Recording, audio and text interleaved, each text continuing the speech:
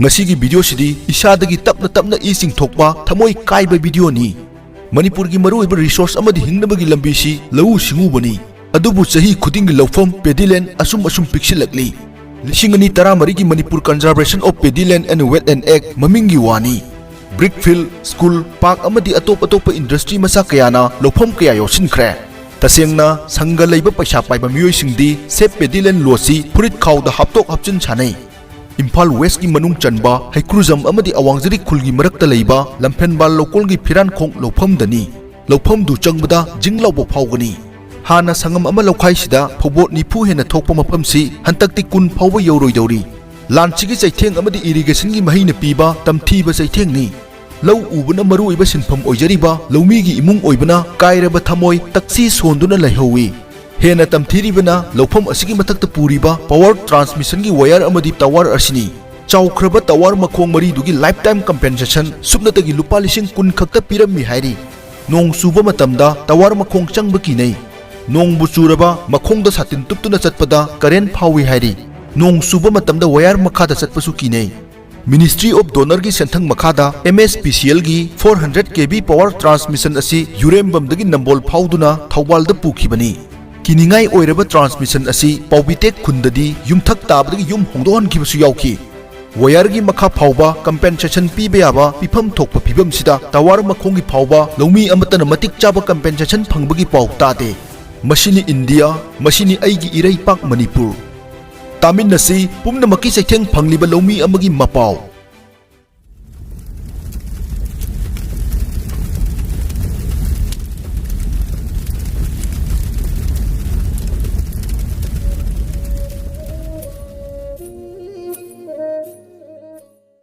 Lau je isagi oidora. Mane.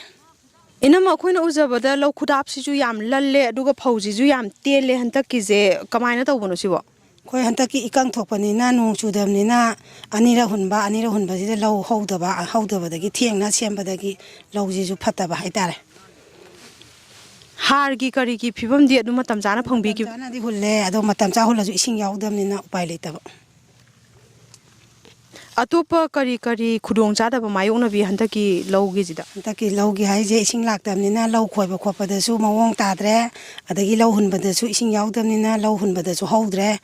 adagi lau sembada su yadre ising yaudamni na aduna phokje panba su wale mahi marongje aduga isi uri sine ikang thoi sine aduga hujikta ising hantaki nong lakhibda ising khara inin phangbadagi loi chole jene aduga lawpham ji ju phatramni na loi khong cholaga khuda khomi sine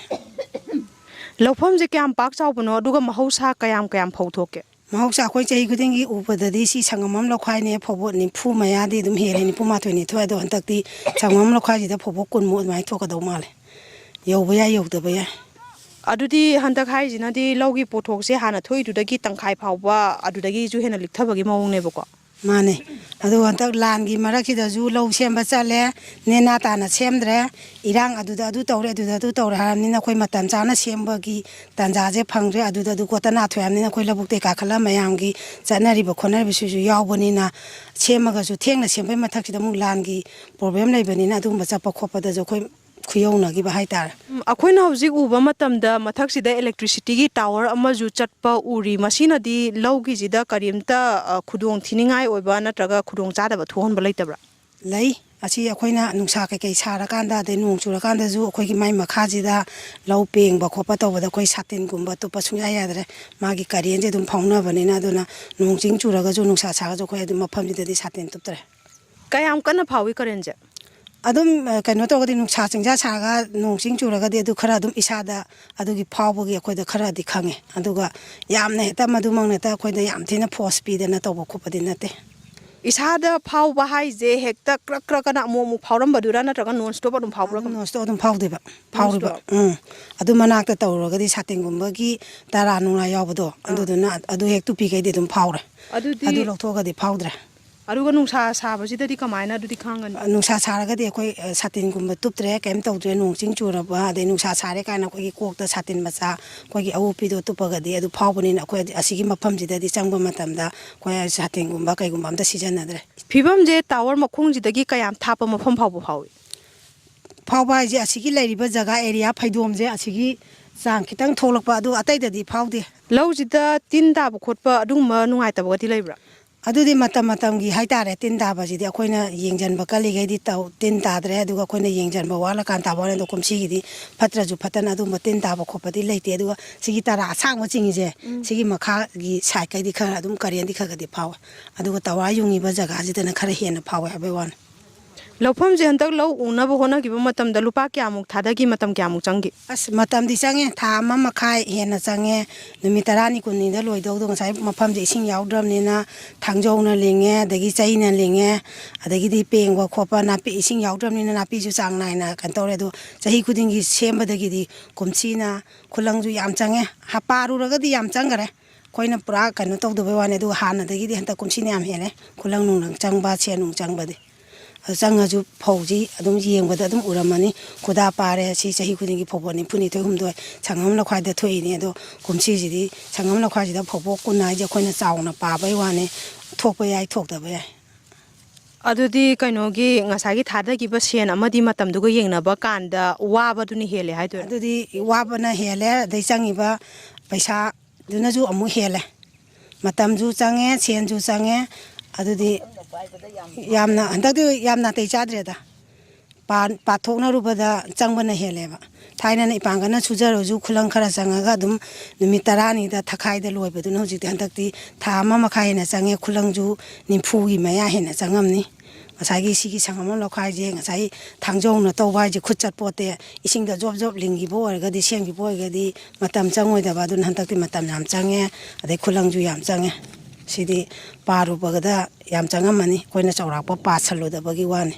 ꯈꯨꯂꯪ ꯑꯩꯈꯣꯏꯅ ꯊꯥꯗꯖꯈꯤꯕꯗ ꯈꯨꯂꯪ 15 16ꯇꯤ ꯍꯦꯜꯂꯦ ꯑꯗꯣ ꯑꯩꯈꯣꯏ ꯏꯁꯥ ꯌꯥꯎꯕꯗꯤ ꯊꯥꯄꯣꯠꯇꯦ ꯃꯤ ꯅꯦꯛꯄꯗꯨꯒ ꯈꯛꯇꯅꯤ engineer ꯑꯃꯅ ꯅꯠꯇ꯭ꯔꯒ ꯗꯣꯛꯇꯔ ꯑꯃꯅ ꯃꯈꯣꯏꯒꯤ ꯃꯆꯥꯁꯤꯡꯁꯨ ꯏꯟꯖꯤꯅꯤꯌꯔ ꯅꯠꯇ꯭ꯔꯒ ꯗꯣꯛꯇꯔꯗꯣ ꯑꯣꯏꯍꯟꯅꯤꯡꯉꯤ ꯍꯤꯔꯝꯗꯨꯗꯤ ꯍꯦꯟꯅ ꯆꯥꯎꯕ ꯁ꯭ꯄꯦꯁꯦꯂꯤꯁ ꯑꯃ ꯑꯣꯏꯍꯟꯅꯤꯡꯉꯤ ꯑꯗꯣ ꯂꯧꯃꯤꯁꯤꯡꯒꯤ ꯑꯣꯏꯅꯗꯤ ꯂꯥꯏꯕꯛ ꯊꯤꯕ ꯍꯥꯏꯒꯗ꯭ꯔꯥ ꯏꯆꯥ ꯏꯁꯨꯁꯨ ꯂꯧꯃꯤ ꯑꯐꯕ ꯂꯧꯃꯤ ꯂꯥꯏꯔꯤꯛ ꯂꯥꯏꯁꯨ ꯍꯩꯕ ꯂꯧꯃꯤ ꯑꯃ ꯑꯣꯏꯍꯟꯒꯦ ꯍꯥꯏꯕꯁꯦ ꯀꯅꯥꯝꯇ ꯈꯟꯅꯗꯦ ꯃꯁꯤꯃꯛꯅꯁꯨ ꯑꯣꯏꯔꯝꯕ ꯌꯥꯏꯅ ꯈꯟꯕꯤꯕ꯭ꯔꯥ ꯏꯅꯝꯃꯅ ꯈꯟꯕ ꯌꯥꯕꯖꯥꯠꯅꯤ ꯑꯩꯈꯣꯏꯒꯤ ꯗꯣꯛꯇꯔ ꯏꯟꯖꯤꯅꯤꯌꯥꯔꯅ ꯑꯣꯏꯔꯗꯤ ꯃꯣꯏꯗꯤ ꯁꯦꯟꯊꯣꯛ ꯂꯝꯕꯤ ꯐꯖꯅ ꯑꯣꯏꯔꯕꯅꯤꯅ ꯃꯣꯏ ꯃꯆꯥ ꯃꯁꯨꯗꯣ ꯑꯣꯏꯔꯦ ꯑꯗꯣ ꯑꯩꯈꯣꯏꯗꯤ ꯂꯧꯃꯤ ꯑꯣꯏꯔꯨꯕꯅꯤꯅ ꯁꯨꯃꯥꯏꯅ ꯊꯣꯛꯂꯛꯑꯒꯗꯤ ꯏꯆꯥ ꯏꯁꯨ ꯀꯃꯥꯏꯅ ꯁꯦꯝꯉꯝꯅꯤ ꯆꯪꯉꯤꯕ ꯁꯦꯟꯁꯤꯅ ꯑꯩꯈꯣꯏ ꯃꯊꯪꯗ ꯂꯧ ꯎꯅꯤꯡꯕꯒꯤ ꯀꯩꯅꯣꯁꯦ ꯂꯩꯇ꯭ꯔꯦꯕ ꯏꯊꯤꯟꯁꯦ ꯑꯗꯣ ꯆꯍꯤ ꯈꯨꯗꯤꯡꯒꯤꯗꯤ ꯊꯣꯛꯄꯅꯤꯅ ꯑꯩꯈꯣꯏ ꯁꯤꯗꯩ ꯁꯦꯝꯃꯒ ꯊꯣꯛꯂꯛꯄꯗꯨꯅ ꯏꯆꯥ ꯏꯁꯨ ꯃꯤ ꯑꯣꯏꯅꯕ ꯃꯇꯤꯛ ꯆꯥꯕ ꯑꯃꯃꯝ ꯑꯣꯏꯅꯕ ꯁꯦꯝꯃꯛꯏꯅꯦ ꯍꯟꯗꯛ ꯆꯍꯤꯁꯤꯗꯗꯤ ꯑꯉꯥꯡ ꯅꯨꯕꯤ ꯁꯦꯝꯕꯗꯁꯨ ꯈꯔ ꯋꯥꯔꯅꯤꯗꯤ ꯐꯧꯗꯣꯛꯁꯤꯅ ꯑꯩꯈꯣꯏꯗꯤ ꯁꯤꯗꯒꯤ ꯇꯥꯏꯔꯒ ꯏꯆꯥ ꯏꯁꯨ ꯁꯦꯝꯃꯤꯅꯤ ꯁꯤꯖꯤꯟꯅꯔꯤꯅꯤ ꯁꯤꯗꯒꯤ ꯂꯣꯏꯅꯕ ꯑꯗꯨꯗꯨꯅ ꯍꯟꯗꯛꯇꯤ ꯈꯔ ꯋꯥꯔꯅꯤ ꯈꯜꯂꯦ ꯑꯩꯈꯣꯏ ꯍꯧꯖꯤꯛ ꯍꯟꯗꯛ ꯆꯍꯤꯗ ꯁꯣꯏꯔꯦ ꯈꯜꯂꯒꯁꯨ ꯃꯊꯪ ꯆꯍꯤꯗꯁꯨ ꯑꯗꯨꯝ ꯍꯥꯟꯅꯒꯤ ꯑꯗꯨꯃꯥꯏꯅ ꯐꯧꯊꯣꯛꯁꯦ ꯂꯩꯅꯅꯕ ꯀꯟꯅ ꯊꯧꯅꯥ ꯍꯟꯗꯅ ꯑꯗꯨꯝ ꯍꯣꯠꯅꯔꯒ ꯑꯩꯈꯣꯏ ꯏꯆꯥ ꯏꯁꯨ ꯁꯦꯝꯉꯝꯅꯕ ꯁꯤꯗꯒꯤ ꯐꯧꯊꯣꯛ ꯃꯔꯥꯡ ꯀꯥꯏ ꯄꯨꯊꯣꯛꯑꯒ ꯏꯆꯥ ꯏꯁꯨ ꯁꯦꯝꯅꯕꯗ ꯁꯤꯗꯒꯤ ꯆꯪꯉꯤꯕꯅꯤ ꯁꯦꯟ ꯅꯨꯡ ꯊꯣꯛꯂꯛꯄ ꯈꯣꯠꯂꯛꯄ ꯑꯩꯈꯣꯏꯅ ꯑꯇꯩ ꯑꯇꯩ ꯁꯨꯔꯨꯕ ꯅꯠꯇꯕꯅꯤ나 ꯑꯗꯨꯅ ꯂꯧꯁꯤꯡ ꯎꯔꯒ ꯑꯩꯈꯣꯏ ꯀꯟꯅ ꯍꯣꯠꯅꯔꯒ ꯁꯤꯗꯩ ꯊꯣꯛꯂꯛꯅꯕ ꯃꯊꯪꯗꯁꯨ ꯀꯟꯅ ꯍꯣꯠꯅꯒꯦꯅ ꯑꯩꯈꯣꯏ ꯈꯜꯂꯦ ꯍꯧꯖꯤꯛ ꯍꯥꯟꯅ ꯌꯥꯝꯅ ꯍꯥꯎꯅ ꯆꯥꯅꯔꯝꯕ ꯃꯣꯏꯔꯥꯡ ꯐꯧꯕꯨ ꯍꯥꯏꯇꯥꯔꯒꯁꯨ ꯑꯗꯨꯒꯨꯝꯕ ꯐꯧ ꯃꯈꯜ ꯑꯐꯕ ꯑꯩꯈꯣꯏꯒꯤ ꯊꯥꯏꯅ ꯏꯄꯥ ꯏꯄꯨꯒꯤ ꯃꯇꯝꯗ ꯌꯥꯝꯅ ꯄꯥꯝꯅ ꯆꯥꯅꯔꯝꯕ ꯐꯧ ꯃꯈꯜ ꯃꯌꯥꯝ ꯑꯃ ꯍꯧꯖꯤꯛ ꯃꯥꯡꯖꯜꯂꯦ ꯁꯤꯒꯤ ꯃꯔꯝꯁꯦ ꯀꯔꯤꯅꯦꯅ ꯈꯟꯕꯤ ꯑꯗꯣ ꯁꯤꯗꯤ ꯃꯁꯥ ꯃꯁꯥꯅ ꯂꯩꯔꯦꯗ ꯃꯁꯥ ꯃꯁꯥ ꯂꯩꯔꯗꯤ ꯃꯥꯅ ꯄꯥꯝꯖꯕ ꯑꯅꯧ ꯑꯅꯧꯕ ꯊꯣꯛꯂꯛꯄꯅꯤ ꯄꯪꯁꯤꯟꯗ ꯁꯤꯜꯂꯦ ꯑꯗꯣ ꯑꯩ ꯋꯥꯈꯜꯗꯗꯤ ꯍꯥꯟꯅꯒꯤ ꯐꯧ ꯆꯦꯡꯗꯣ ꯑꯣꯏꯅ ꯑꯗꯨꯝ ꯊꯥꯖꯅꯤꯡꯉꯦ ꯑꯩꯈꯣꯏ ꯃꯣꯠꯇꯗꯤ ꯑꯗꯣ ꯍꯧꯖꯤꯛ ꯑꯅꯧꯕ ꯊꯣꯛꯄꯁꯦ ꯃꯤꯅꯗꯤ ꯐꯩ ꯊꯣꯛꯑꯦ ꯍꯥꯏꯔꯒꯁꯨ ꯆꯥꯕꯗꯗꯤ ꯊꯥꯏꯅꯒꯤꯗꯨꯅ ꯌꯥꯝ ꯊꯤ ꯍꯦꯜꯂꯦ ꯍꯥꯏꯕ ꯏꯅꯝꯃ ꯊꯧꯕꯥꯜꯒꯤ 400 kV ꯏꯂꯦꯛꯇ꯭ꯔꯤꯁꯤꯇꯤ ꯄꯨꯔꯤꯕ ꯇꯥꯋꯔ ꯃꯈꯣꯡ ꯑꯁꯤꯗꯒꯤ ꯃꯊꯪꯒꯤ ꯃꯈꯣꯡꯁꯤ ꯐꯥꯎꯕ ꯑꯦꯄ꯭ꯔꯣꯛꯁꯤꯃꯦꯠꯂꯤ ꯃꯤꯇꯔ 200ꯃꯨꯛꯇꯤ ꯊꯥꯞꯅꯔꯝꯒꯗꯕ ꯃꯥꯜꯂꯦ ꯏꯅꯝꯃ ꯍꯣꯏꯒꯤꯁꯦ ꯁꯤ ꯀꯝꯄꯦꯟꯁꯦꯁꯟꯁꯦ ꯀꯃꯥꯏꯅ ꯐꯪꯈꯤ ꯃꯈꯣꯡ ꯇꯥꯕ ꯃꯐꯝꯁꯤꯗ ꯃꯈꯣꯡ ꯇꯥꯕ ꯃꯐꯝꯁꯦ ꯑꯩꯈꯣꯏ ꯀꯝꯄꯦꯟꯁꯦꯁꯟꯁꯦ ꯂꯨꯄꯥ 10,000 ꯀꯨꯟ ꯑꯃꯨꯛꯇꯪꯗ ꯐꯪꯈ꯭ꯔꯦ ꯏꯅꯝꯃꯅ ꯉꯁꯥꯏ ꯅꯣꯡ ꯆꯨꯔꯛꯄ ꯅꯠꯇ꯭ꯔꯒ ꯅꯨꯡꯁꯥ ꯁꯥꯛꯄ ꯃꯇꯝꯗ ꯏꯂꯦꯛꯇ꯭ꯔꯤꯛ ꯀꯔꯦꯟ ꯏꯁꯥꯗ ꯐꯥꯎꯋꯦ ꯍꯥꯏꯕꯗꯣ ꯁꯥꯇꯤꯟ ꯎꯞꯄꯒ ꯆꯠꯄ ꯃꯇꯝꯗ ꯌꯣꯠꯀꯤ ꯇꯥꯔꯗꯨꯅ ꯃꯔꯝ ꯑꯣꯏꯔꯀꯥꯟꯗ ꯑꯗꯣ ꯑꯗꯨꯗꯤ ꯇꯥꯋꯔ ꯃꯈꯣꯡꯁꯤ ꯈꯛ ꯅꯠꯇꯅ ꯁꯤ 400 kV ꯄꯨꯔꯤꯕ ꯂꯥꯏꯟꯁꯤꯒꯤ ꯃꯈꯥꯁꯤꯗꯁꯨ ꯊꯕꯛ ꯇꯧꯕꯗ ꯑꯗꯨꯝ ꯐꯥꯎꯗꯣꯏꯅꯦꯕ ꯑꯧ ꯈꯔ ꯐꯥꯎꯋꯦ ꯁꯤ ꯃꯈꯥꯁꯤꯗꯤ ꯑꯗꯨꯝ ꯐꯥꯎꯋꯦ ꯑꯗꯨꯒ ꯑꯁꯤꯅ ꯈꯔ ꯍꯦꯜꯂꯦ ꯍꯥꯏꯕꯩ ꯋꯥꯅꯦꯕ ꯑꯗꯨ ꯁꯤ ꯃꯈꯥꯒꯤ ꯃꯁꯥꯒꯤ ꯄꯔꯦꯡꯗ ꯂꯩꯕ ꯑꯩꯈꯣꯏꯒꯤ ꯁꯤꯟꯃꯤꯁꯤꯡꯅ ꯁꯨꯕ ꯃꯇꯝꯗ ꯑꯗꯨꯝ ꯀꯔꯦꯟ ꯈꯔ ꯈꯔꯗꯤ ꯐꯥꯎꯋꯦ ꯑꯗꯨꯗꯤ ꯂꯧꯃꯤꯁꯤꯡꯒꯤ ꯍꯛꯆꯥꯡꯗꯁꯨ ꯇꯨꯡ ꯀꯣꯏꯅ ꯀꯔꯤꯒꯨꯝꯕ ꯃꯈꯜꯒꯤ ꯑꯩꯈꯣꯏꯅ ꯊꯤꯖꯜꯂꯨꯕ ꯀꯥ ꯍꯦꯟꯅ ꯀꯨꯞꯁꯜꯂꯨꯕꯗꯤ ꯂꯩꯇ꯭ꯔꯦ ꯑꯩꯈꯣꯏꯁꯨ ꯑꯈꯪ ꯑꯍꯩ ꯑꯃꯗꯤ ꯇꯥꯟꯅꯖꯒꯦ ꯃꯁꯤꯅ ꯁꯨꯡꯁꯣꯏ ꯁꯣꯏꯗꯅ ꯏꯁꯥꯗ ꯅꯨꯡꯉꯥꯏꯇꯕ ꯑꯃ ꯐꯥꯎꯔꯛꯏꯕꯅꯤꯅ ꯃꯅꯨꯡꯗ ꯀꯩꯅꯣꯝꯗꯤ ꯁꯣꯛꯑꯝꯒꯗ꯭ꯔꯅ ꯑꯩꯈꯣꯏꯅ ꯁꯨꯝ ꯆꯤꯡꯅꯖꯕꯁꯨ ꯈꯔ ꯂꯩ ꯑꯗꯣ ꯁꯤ ꯄꯨꯈꯤꯕꯁꯦ ꯑꯃꯨꯛꯇꯪꯗ 10,000ꯗꯤ ꯐꯪꯈ꯭ꯔꯦꯗꯅ ꯑꯗꯒꯤ ꯉꯁꯥꯏ ꯄꯨꯈꯤꯕꯁꯤꯅꯗꯤ ꯆꯍꯤ ꯈꯨꯗꯤꯡꯒꯤ ꯂꯧ ꯎꯔꯛꯇꯣꯏꯅꯤꯅ ꯃꯅꯥ ꯃꯁꯤꯡꯗ ꯊꯥꯛ ꯇꯥꯔꯒꯁꯨ ꯈꯨꯗꯣꯡꯆꯥꯗꯕꯗꯨꯗꯤ ꯑꯗꯨꯝ ꯃꯥꯌꯣꯛꯅꯗꯧ ꯂꯩꯔꯦ ꯁꯤꯅ ꯐꯥꯎꯔꯒ ꯄꯨꯈꯤꯕ ꯃꯐꯝꯁꯤꯒꯤ ꯐꯥꯎꯔꯤꯕ ꯃꯐꯝ ꯃꯈꯣꯡ ꯇꯥꯋꯔ ꯃꯈꯣꯡꯗꯤ ꯂꯧꯗ ꯇꯥꯔꯒꯁꯨ ꯁꯤꯅ ꯐꯥꯎꯔꯒ ꯄꯨꯈ꯭ꯔꯤꯕ ꯃꯐꯝꯁꯤꯗꯤ ꯃꯤ ꯂꯧ ꯈꯔ ꯑꯗꯨꯝ ꯐꯥꯎꯔꯒ ꯄꯨꯔꯦꯗꯅ ꯃꯤ ꯇꯣꯉꯥꯟ ꯇꯣꯉꯥꯟꯕ ꯃꯄꯨꯒꯤ ꯃꯈꯣꯏꯒꯤꯗꯤ ꯀꯝꯄꯦꯟꯁꯦꯁꯟ ꯐꯪꯕ ꯈꯣꯠꯄꯩ ꯈꯪꯕꯤꯕ ꯂꯩꯕ꯭ꯔꯥ ꯑꯗꯨꯒꯨꯝꯕꯗꯤ ꯀꯩꯝꯇ ꯐꯪꯕ ꯇꯥꯁꯨ ꯇꯥꯗꯦ ꯑꯗꯒꯤ ꯑꯩꯈꯣꯏ ꯑꯝꯇꯁꯨ ꯄꯥꯎ ꯐꯥꯎꯅꯖꯗꯦ ꯁꯤꯒꯤꯗꯤ ꯑꯩꯈꯣꯏ ꯀꯩꯝ ꯈꯪꯗ꯭ꯔꯦ ꯏꯅꯝꯃ RK ꯄ꯭ꯔꯗꯛꯁꯟꯅ ꯇꯧꯖꯔꯤꯕꯁꯤꯅ ꯃꯌꯥꯝꯒꯤ ꯈꯣꯟꯖꯦꯜ ꯑꯗꯨ ꯃꯤꯌꯥꯝꯗ ꯑꯃꯗꯤ ꯃꯔꯤ ꯂꯩꯅꯕ ꯑꯣꯊꯣꯔꯤꯇꯤꯗ ꯈꯣꯟꯖꯦꯜꯁꯦ ꯃꯌꯥꯝꯗ ꯑꯃꯨꯛ ꯇꯥꯍꯟꯖꯕꯗꯨꯅꯤ ꯑꯩꯈꯣꯏꯒꯤ ꯏꯊꯧꯁꯤꯅ इनमना करीगुंबा मरी लेनबो ऑथोरिटीसिंगना नत्रगा मियामना वीडियोजे येंगबीबा मतमदा इनमगी करीगुंबा वाखललोन अमा फोंगदोपियो हाइतागदी करी हाइना थंबीगनी ꯑꯩꯒꯤ ꯃꯣꯠꯇꯗꯤ ꯁꯤ ꯅꯣꯏꯅꯁꯨ ꯁꯤꯗ ꯂꯥꯛꯑꯒ ꯑꯩꯈꯣꯏꯗ ꯍꯪꯕꯤꯔꯦ ꯑꯩꯈꯣꯏꯒꯤ ꯈꯪꯗꯕꯁꯨ ꯅꯣꯏꯅ ꯇꯥꯛꯄꯤꯔꯦ ꯑꯗꯨꯗꯨꯅ ꯑꯩꯈꯣꯏꯗꯤ ꯃꯌꯥꯝꯅ ꯁꯤꯁꯦ ꯃꯤꯠꯌꯦꯡ ꯆꯪꯕꯤꯔꯒ ꯀꯔꯤꯅ ꯐꯒꯗꯒꯦ ꯍꯥꯏꯕꯗꯣ ꯑꯈꯪ ꯑꯍꯩꯁꯤꯡꯅ ꯇꯥꯟꯅꯕꯤꯔꯒ ꯄ꯭ꯔꯖꯥꯗ ꯍꯌꯦꯡ ꯇꯨꯡ ꯀꯣꯏꯅ ꯑꯩꯈꯣꯏꯗꯤ ꯁꯤꯗ ꯁꯤꯗ꯭ꯔꯤꯐꯥꯎ ꯁꯨꯔꯒ ꯅꯣꯝꯃꯒ ꯆꯥꯒꯗꯕꯅꯤꯅ ꯁꯤꯗ ꯇꯧꯔꯤꯕ ꯑꯩꯈꯣꯏꯗ ꯄꯥꯜꯂꯤꯕ ꯈꯔ ꯇꯧꯔꯤꯁꯦ ꯊꯤꯖꯤꯜꯍꯟꯅꯤꯡꯕ ꯍꯥꯏꯇꯥꯔꯦ ꯑꯗꯨꯒ ꯀꯔꯤꯅ ꯐꯒꯗꯒꯦ ꯍꯥꯏꯕꯗꯣ ꯑꯈꯪ ꯑꯍꯩꯁꯤꯡꯅ ꯇꯥꯟꯅꯕꯤꯔꯒ ꯐꯅꯕ ꯑꯩꯈꯣꯏꯒꯤ ꯇꯧꯕꯤꯕ ꯑꯗꯨ ꯄꯥꯝꯖꯩ इनमना खुदाप खोंबगी मतमजु काइथोकपिरे थागचरी इनम्मा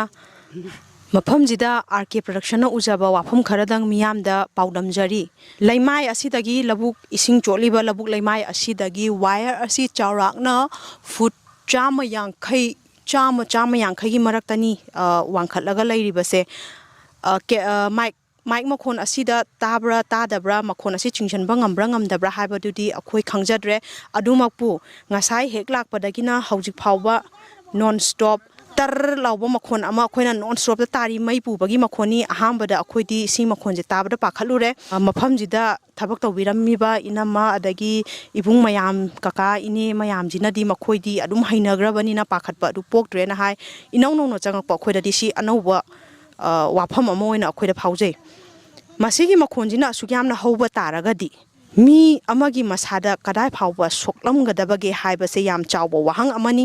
hiramjida aikoiju expert makti naktabanina akoi wafam thamjagungge adubu akhang ahi kayagadi akoi tanajaningi video si yengbiba matamda adomnasu karigumba hiramjida khangba wafam leitaragadi sungsoi soidana comment box ta thambiramu makhatana kaidoba yai haibadusu aikoi khanjage thagachari